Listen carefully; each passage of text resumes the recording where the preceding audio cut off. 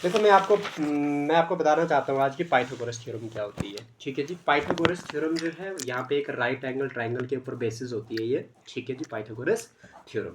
ठीक है, Pythagoras theorem में आपके पास जहाँ पे 90 डिग्री एंगल बनता है उस एंगल के ऑपोजिट वाली साइड जो होती है हाइपोटेन्यूस होती है, वो हाइपोटेन्यूस होती है। और उसके बाद ये जो एंगल बनेगा 90 डिग्री के अलावा जो दो एंगल बनेंगे उसमें से एक एंगल के ऑपोजिट वाली साइड जो होती है परपेंडिकुलर होती है। अगर ऊपर एंगल बना तो उसके सामने नीचे वाली जो साइड है वो परपेंडिकुलर है और बची हुई साइड बेस है ना।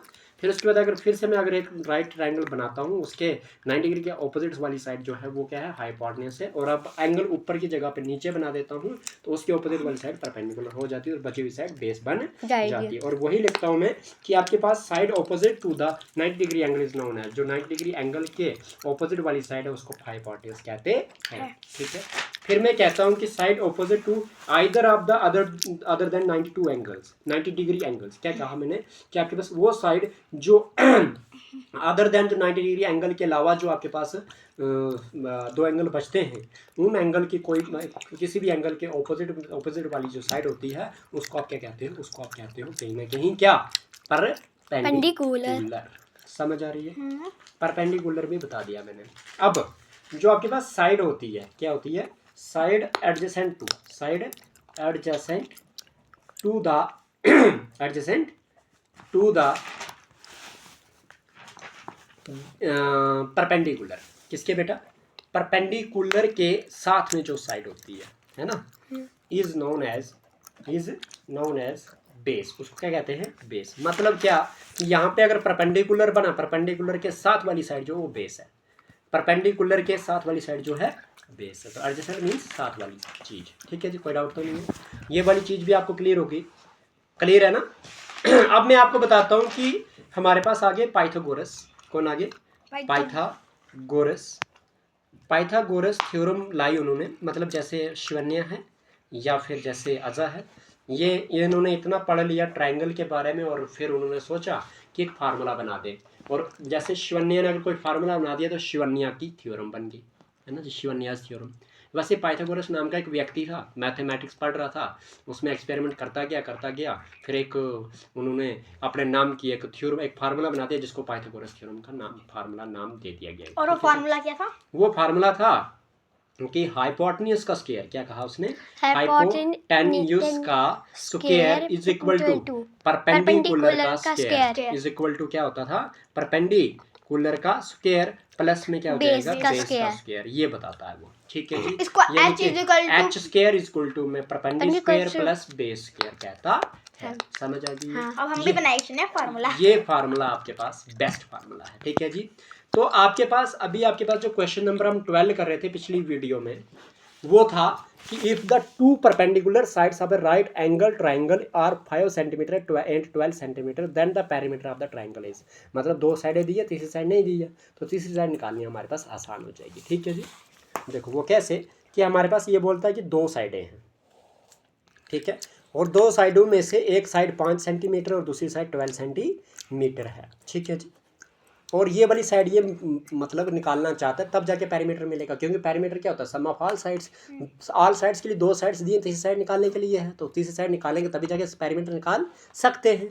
तो आपके पास क्या हो जाएगा, बाय यूजिंग, क्या इस्तेमाल करोगे आप यहाँ पे, by using PGT, Pythagoras theorem. ठीक है जी, पाइथागोरस थ्योरम कहती है कि हाइपोटेन्यूज का स्क्वायर इक्वल टू में परपेंडिकुलर का स्क्वायर प्लस में बेस का स्क्वायर। ठीक है जी, ये वाला फार्मूला भी याद करना है। हाँ जी, तो क्या हो जाएगा, हाइपोटेन्यूज का स्क्वायर आपके पास है नहीं तो आप लगा दोगे ऐसे, इक्वल टू परपेंडिकुलर कितना आपके पास, अगर यहाँ पे ये बनती है, समझ लो ये परपेंडिकुलर और ये बेस, कोई भी समझ लो, 12 का स्क्वायर, क्योंकि तीसरा एंगल नहीं ना दिया यहाँ पे, 12 का स्क्वायर प्लस में 5 का स्क्वायर, तो क्या हो जाएगा, हाइपोटेन्यूज का स्क्वायर इक्वल टू में 12 का स्क्वायर किसके बराबर होता है, 144। हाँ जी, 144 होता है। 5 का स्क्वायर 25। ठीक है, तो हाइपोटेन्यूज का स्क्वायर इक्वल टू में 5 + 4 होता है 9, 2 + 6 4 होता है 6, 1 का 1 169। हाइपोटेन्यूज इक्वल टू स्क्वायर का आगे जाके क्या बन जाएगा, 169 आ जाएगा। हाइपोटेन्यूज इक्वल टू में क्या हो जाएगा, 13, क्योंकि 169 का स्क्वायर रूट क्या है, 13 है, तो हाइपोटेन्यूज कितनी आ गई, 13। मतलब ये जो आपके पास साइड है ये कितनी निकल गई, 13। पता चल गया ये साइड कैसे निकालते हैं। ठीक है जी, अब क्या निकालना है, पेरीमीटर। क्या निकालना है आपने, perimeter of triangle, perimeter of right triangle. Perimeter of triangle क्या हो जाएगी, वो हो जाएगा आपके पास क्या कि सम ऑफ ऑल साइड्स, क्या हो जाता है आपके पास, सम ऑफ ऑल साइड्स। सारी साइड्स को क्या करेंगे, सम कर देंगे। तो बताओ मुझे, पहली साइड कितनी है आपके पास, 5 है, दूसरी साइड कितनी है, 12 है, तीसरी साइड कितनी है, 13 है, कर दोनों ऐड।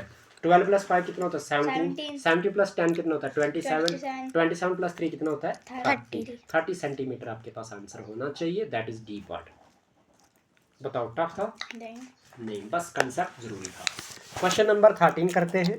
क्वेश्चन नंबर 13 क्या कहता है, बोलता है कि आपके पास a square and rectangle have the same perimeter. Square और रेक्टेंगल का क्या है, सेम पेरीमीटर है। If the side of the square is 16 metre, side दे दी है स्क्वायर की 16 सेंटीमीटर है, और length of the rectangle is 18 metre, breadth of the rectangle. देखिए आपके पास यहाँ पे एक हिंट मिल गया आपके पास, क्या कि square perimeter of square is equal to, बोला इसने कि पेरीमीटर ऑफ रेक्टेंगल, ठीक है, दोनों का पेरीमीटर दे दिया इसने, बराबर है, ठीक है। और उसके बाद बोलता है कि जो साइड ऑफ द स्क्वायर है वो 16 मीटर है। तो बताओ किसका पेरीमीटर निकालना आसान हो गया हमें, रेक्टेंगल का कि पेरीमीटर का, ये स्क्वायर का। क्या मतलब कि इसने बोला कि स्क्वायर और रेक्टेंगल का पेरीमीटर सेम है, और उसके बाद बोला जो साइड है स्क्वायर की वो 16 मीटर है, ठीक है, और लेंथ जो है रेक्टेंगल की वो 18 मीटर है। तो बताओ मुझे किसका पेरीमीटर निकालना आसान होगा हमें, स्क्वायर का कि रेक्टेंगल का? रेक्टेंगल। क्यों?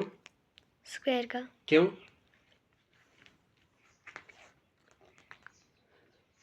स्क्वायर का फार्मूला क्या होता है पेरीमीटर निकालने का? स्क्वायर का perimeter 4 into side. 4 into side. 4 तो ठीक है, लेकिन किसकी जरूरत है हमें पेरीमीटर निकालने की? साइड की। तो स्क्वायर की साइड दी है कितनी, 16, तो निकल लेगा ना। तो आसान किसका हुआ फिर? रेक्टेंगल का, स्क्वायर का। जिसका हमें वैल्यू दी है उसी का फार्मूला, उसका मतलब पेरीमीटर निकालना आसान हो जाएगा।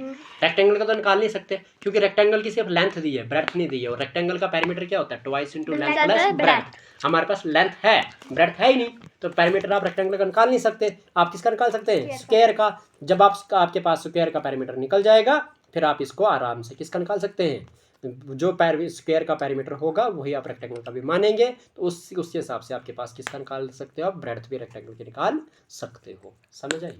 ये क्वेश्चन थोड़े से समझने के काबिल है बेटा। जब आपके पास पेरीमीटर ऑफ स्क्वायर जो है पेरीमीटर ऑफ रेक्टेंगल के बराबर दिया है, और साइड ऑफ स्क्वायर दे दी गई है, और रेक्टेंगल की सिर्फ लेंथ दी गई है, ब्रेड्थ आपको निकालने के लिए दी है, तो मतलब ये हुआ कि आपके पास स्क्वायर और पेरीमीटर, स्क्वायर और क्या नाम है, रेक्टेंगल का पेरीमीटर सेम होने के बावजूद आपको एक हिंट दे दिया है कि साइड ऑफ स्क्वायर आपके पास दे दी गई है। जब आपके पास साइड ऑफ स्क्वायर मिल गई है, तो वहां से आप पेरीमीटर ऑफ स्क्वायर निकाल सकते हैं। जब आपको पेरीमीटर ऑफ स्क्वायर निकल गया, तो वहां वो किसके बराबर होगा, पेरीमीटर ऑफ रेक्टेंगल के बराबर होगा। पेरीमीटर ऑफ रेक्टेंगल को फार्मूला लगा के आप किसके बराबर कर सकते हो, फार्मूला उसका twice into length plus breadth करके, तो वहां से आपकी ब्रेड्थ निकल सकती है। तो ये चीज समझने काबिल है ना, ठीक है। पेरीमीटर ऑफ स्क्वायर किसके बराबर है जी आपके पास, वो है जी 4 इंटू साइड के बराबर। तो 4 into side is equal to में किसके बराबर हो जाएगा, वो जाएगा twice into length plus breadth rectangle का। नहीं, वो तो करने की जरूरत ही नहीं है। अच्छा, रेक्टेंगल का भी कर लेते हैं यहीं पे, ठीक है जी।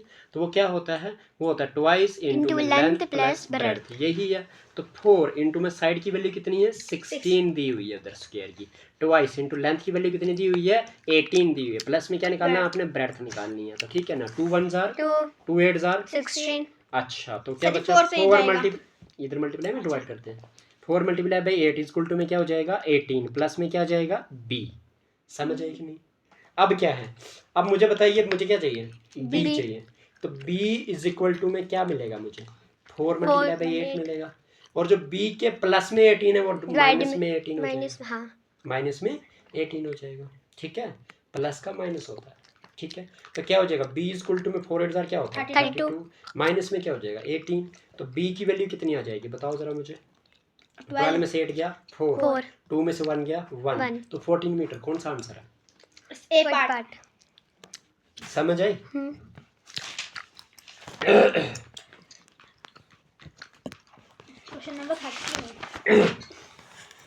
Question number 14, how many bricks, क्या मांगी, मतलब ब्रिक्स की वैल्यू नीचे आएगी, है ना, डिनोमिनेटर में। How many bricks will be required for a wall 8 metre long, 6 metre high and 22.5 centimetre thick. ये आपके पास वॉल्यूम ऑफ वॉल है, और आपके पास बोला if each brick measures 25 centimetre 11.25 centimetre and 6 centimetre. तो देखो ब्रिक्स मांगिए तो डिनोमिनेटर में ब्रिक्स लिख देंगे। आइए बात करते हैं किस तरह से होगा। क्वेश्चन नंबर 14 डायरेक्ट कर सकते हैं हम इसको। 8 metre multiply by 6 metre multiply by 22.5 centimetre. और अगर मुझे निकालना सेंटीमीटर में है तो उसको मीटर को भी सेंटीमीटर में कन्वर्ट करना पड़ेगा। तो नीचे ब्रिक्स की डायमेंशन है 25 सेंटीमीटर, इंटू में 11.25 सेंटीमीटर, इंटू में 6 सेंटीमीटर। तो मतलब क्या हो जाएगा, क्या 6 के साथ 6 को कैंसिल कर सकते हैं? हाँ। क्यों? ऊपर मीटर है, हाँ, सेंटीमीटर है, नहीं ना कर सकते।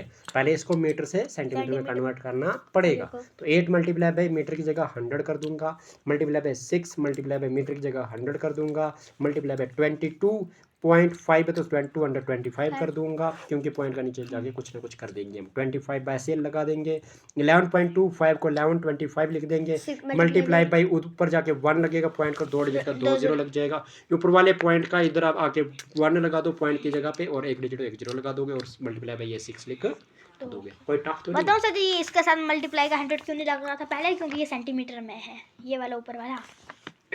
हाँ अच्छा, पता चल गया। ये 6 के साथ ये 6 कैंसिल। आपके पास सर जी इस वाले ये भी 100 आएगा, ये एक आएगा ना नीचे इस वाले का, तो लिखा मैंने। अच्छा ठीक है, 0 से 0 कैंसिल, ये 0 से ये 0 कैंसिल, ये 25 से ये 5 से 5 5 जा 25 5 4 जा 20 बचा 2 हो गया 25, 5 5 जा 25। फिर इधर से 5 1 जा 5 5 9 जा 5 से ये जाएगा, कौन सा? ये 5 20 जा 100 है ना। और इधर अभी भी 5 से जाता है, ये भी 5 से जाता है ना। तो कर दो 5 2 जा 10, 11 में से 10 गया 1 हो गया 12, 5 2 जा 10 बचा 2 हो गया 25, 5 5 जा 25, और इधर 5 9 जा 45। अब ये 9 से जाता है, क्या ये 9 से जाता है? जाता है, हाँ। क्योंकि 5 + 2 7 + 2 9। तो क्या हो जाएगा, ये हो जाएगा 9 2 जा 18, 22 में से 18 गया 4 हो गया 45, 9 5 जा 45, और 9 1 जा 9। पता लग गया। 25 यहाँ पे है, और 25 4 जा 100 होता है।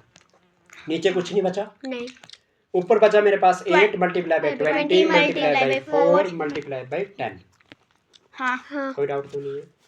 इसका मतलब ये हुआ कि मेरे पास आंसर आ गया 8 2 जा 820 आता है 160, 8 2 जा 16, 16 4 जा 16 4 जार 72, 64 होता है। 16 4 जा 64 होता है। तो 1 0 ये और 1 0 ये, तो 6400 is your C part answer. बताओ, टफ था। क्वेश्चन नंबर 15 करते हैं। तो इतनी ब्रिक्स लगेगी आपकी। 2 solid cubes of side 10 cm each are joined end to end. What is the volume of the resulting cuboid? देखिए जी, याद रख लेना, 2 क्यूब है, 2 क्यूब है, और हर एक क्यूब की मतलब हर एक क्यूब की हर एक साइड कितनी है? 10 सेंटीमीटर है। तो क्यूब की सारी साइडें बराबर होती है, मतलब ब्रेड्थ और हाइट तो सेम रहेगी, लेकिन लेंथ बढ़ जाएगी। और जो लेंथ मतलब देखो 2 क्यूब जुड़ाने मैंने, ये क्यूब है मेरे पास, इसकी 10 सेंटीमीटर क्या है हर एक साइड है। तो एक और क्यूब मैं जोड़ता हूँ और उसकी भी 10 सेंटीमीटर साइड है। तो टोटल मिला के मुझे 20 हो गई। ऊपर 10 ही रही, और हाइट भी मेरे पास कितनी रहेगी? 10 ही रहेगी, है ना। हाइट भी कितनी रहेगी मेरे पास? 10 ही रही। यही चीज़ है, पक्का। तो क्या हो जाएगा, ये इस तरह से, ये इस तरह से, ये इस तरह से, ये इस तरह से, और ये इस तरह से हो जाएगा।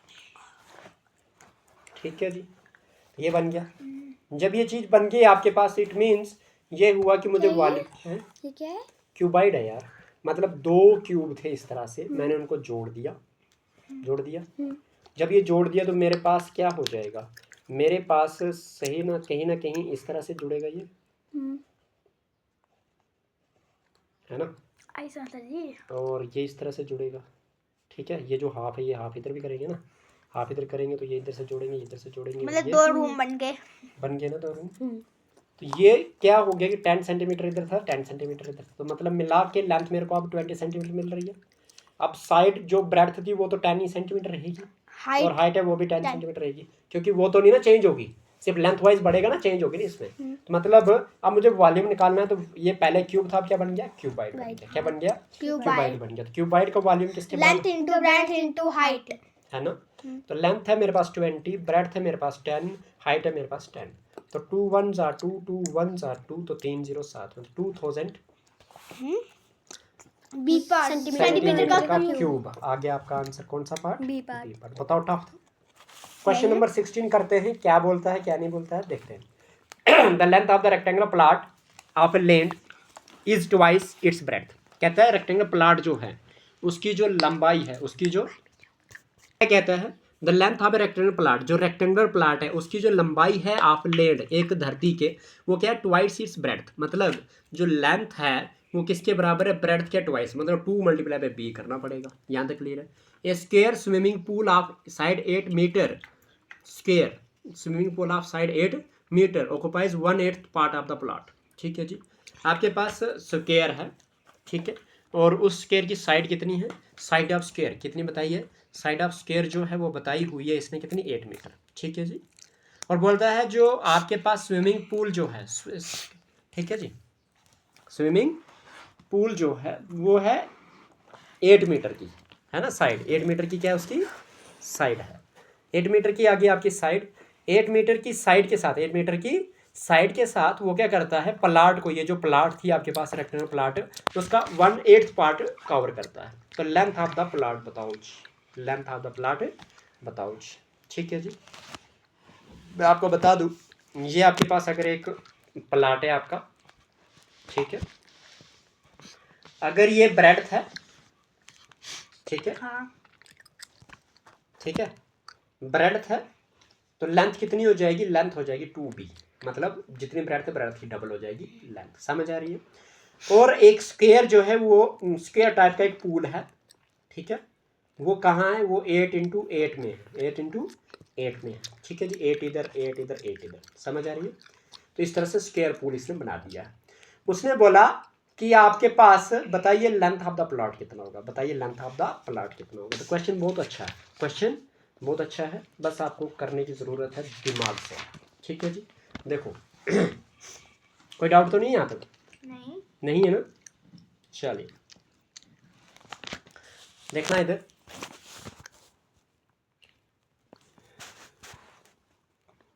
और जब ये इसको घेरता है ना, तो ये मतलब इसने कितनी जगह घेरी है, 1/8 ऑफ द प्लॉट घेरी है। समझ आ रही है, क्लियर है यहाँ तक। इसका मतलब जो एरिया होगा किसका, स्विमिंग पूल का, किसका, स्विमिंग पूल का, वो किसके बराबर होगा आपके पास, वो होगा कहीं ना कहीं 1/8 multiply by area of plot, area of plot. समझ आ रही है। तो मुझे बताइए, हाँ, तो एरिया पूल जो है वो किसके बराबर है, साइड का स्क्वायर, है ना। तो साइड का स्क्वायर मींस साइड का स्क्वायर, क्योंकि वो एरिया जो वो जो पूल है वो कैसी है, स्क्वायर शेप में है। तो साइड का स्क्वायर इक्वल टू में 1/8 इंटू में एरिया प्लॉट जो है रेक्टेंगुलर शेप में है, तो वो क्या होगा, लेंथ इंटू ब्रेड्थ होगा। साइड का स्क्वायर मींस 8 का स्क्वायर हो जाएगा, इक्वल टू में 1/8 आ जाएगा, इनटू में लेंथ की वैल्यू क्या बोली थी इसने, 2b के बराबर। मैं लिखूंगा 2b मल्टीप्लाई बाय ब्रेड्थ, तो ब्रेड्थ की रहे, कोई डाउट तो नहीं है। अब क्या हो जाएगा, मैं आपको बता दूं कि 8 × 8, 8 का स्क्वायर यानी कि 8 मल्टीप्लाई 8 हो जाएगा, इक्वल टू में 1/8 हो जाएगा, इनटू में 2b इनटू में b, यही है। 2 1s are 2, 2 4s are 8 और तो नहीं ना कैंसिल होने वाला, ये हो गया 8 4 कितना हो गया 32 इक्वल टू में 1/8 multiply by b into b, क्या होता है, b का स्क्वायर, हाँ, मल्टीप्लाई में स्क्वायर लगता है बेटा, पावर बढ़ती है, प्लस में प्लस होते हैं, नंबर लगते हैं, ऑप्शन करते हैं। तो क्या हो जाएगा आपके पास, ये हो जाएगा b स्क्वायर 1 जार b square is equal to में क्या मिल रहा है मुझे 32, b स्क्वायर के डिवाइड में 8 है, मल्टीप्लाई में 8 लग जाएगा। तो आप मुझे बता दीजिए b square is equal to में क्या हो जाएगा, 8 2 जार 16, 1 कैरी 8 से 24 और 1 25, 256। मुझे बता दीजिए b का b इज इक्वल टू में स्क्वायर का आगे जाके क्या बन जाएगा, रूट 256 हो जाएगा। तो b इज इक्वल टू बताइए स्क्वायर रूट ऑफ 256 किसके बराबर है, 216, हाँ जी 16 मीटर आपके पास क्या आ गया, ब्रेड्थ आ गई। तो ब्रेड्थ ही तो निकालनी थी हमने, शायद क्या निकालनी थी, ब्रेड्थ निकालनी थी या लेंथ निकालनी थी,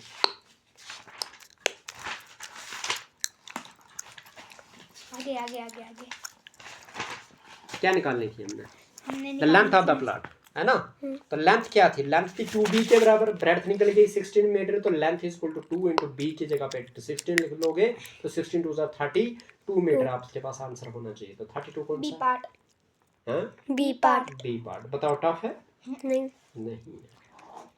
how many sir ji, how many आ गया, मतलब ये वाला न्यूमरेटर में, ये डिनोमिनेटर में। हाँ, क्वेश्चन नंबर 17 है आपके पास, बोलता है how many rectangular slabs of 10 centimetre and 8 centimetre are required to cover the floor of hall of 12 metre into 10 metre. ठीक है जी, तो 12 मीटर इंटू में 10 metre divided by 10 centimetre into में 8 अजय, सेंटीमीटर। अगर यहाँ हाउ मैनी आता है, उधर ऊपर वाला जो होता है वो डिनोमिनेटर, हो मेनी वाला जो है साथ, हो मेनी के साथ में जो वैल्यू वो डिनोमिनेटर में चली जाती है, बस इतना से याद रख लें। ठीक है जी, तो क्या हो जाएगा आपके पास, इस नीचे सेंटीमीटर के ऊपर भी को भी मीटर से सेंटीमीटर करना पड़ेगा, तो 12 को मल्टीप्लाई किससे करना पड़ेगा, 100 से, मल्टीप्लाई बाय 10 को मल्टीप्लाई किससे करना पड़ेगा, 100 से, अपान में क्या हो जाएगा 10 मल्टीप्लाई बाई 8 हो जाएगा, तो ये 10 के साथ ये 10 कैंसिल, तो इधर क्या हो जाएगा 2 4 2 जार 8 4 3 जार 12 2 1 जार 250 जार 100 आपके पास दिख रहा है इधर 5 3 जार क्या होता है 15 होता है, 2 0 ये और 1 0 ये 3 0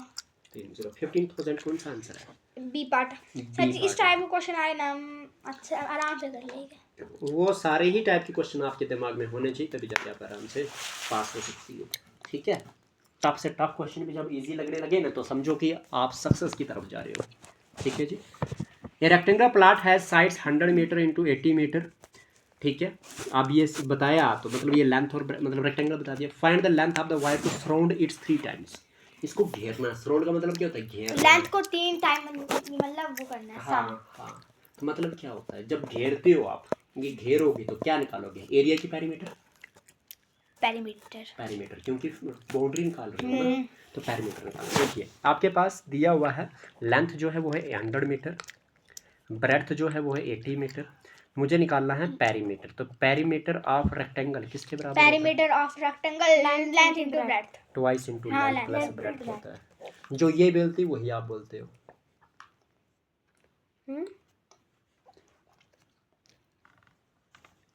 तो पेरीमीटर ऑफ रेक्टेंगल जो होता है वो twice into length plus breadth होता है। तो क्या हो जाएगा आपके पास, ये हो जाएगा ट्वाइस इनटू लेंथ कितनी है 100 है, प्लस ब्रेड्थ कितनी है 80 है, तो क्या हो जाएगा आपके पास ट्वाइस इनटू की जगह मल्टीप्लाई, ब्रैकेट की जगह क्या लगता है 100 प्लस 80 क्या होता है 180, मल्टीप्लाई बाय कितनी बार आपने सराउंडिंग करनी थी 3 टाइम्स, तो मल्टीप्लाई बाय 3, एक पेरीमीटर निकल जाएगा ना ये, तो मल्टीप्लाई बाय क्या करना पड़ेगा 3, तो क्या हो जाएगा आपके पास 2 18 jar 218 jar 18 2 jar 36, very good.